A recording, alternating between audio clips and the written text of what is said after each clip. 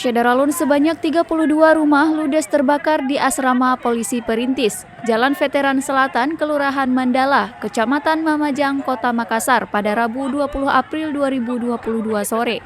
Kebakaran diperkirakan mulai terjadi sekira pukul 16.50 waktu Indonesia Tengah.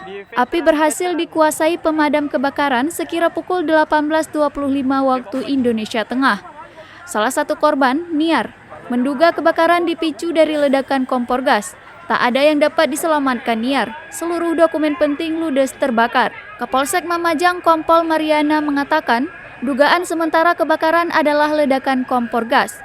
Dari total 32 rumah yang menjadi korban sebanyak 258 jiwa. Pihaknya juga saat ini masih menyelidiki penyebab utama kebakaran tersebut.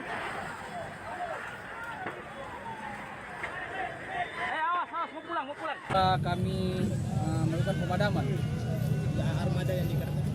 Armada yang dikerahkan sebanyak 25 unit, jadi 14 dari Mako Damkar, 4 unit dari Posko Timur, 4 unit dari Posko Ujung Tanah, 3 unit dari Posko Malengkiri. Kendala saat pemadaman?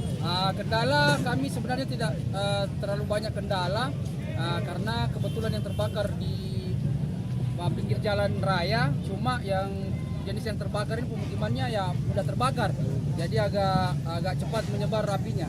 Ada suara-suara letusan petasan juga. Tadi ada saya dengar, tapi kita tidak tahu itu entah itu dari petasan atau dari listrik. Kami belum dapat informasi. Untuk sementara Pak? Ya, asrama atau? Menurut informasi asrama polisi. Tidak ada korban? Tidak ada, sementara belum ada informasi tentang korban jiwa. Api sudah dikuasai, sisa menunggu armada yang pulang untuk polisian.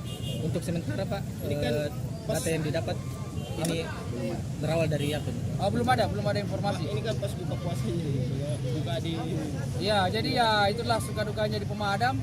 Mau itu bulan puasa, mau buka, mau sahur, ya pokoknya ada kejadian ya pasti kita kondisikan. Iya.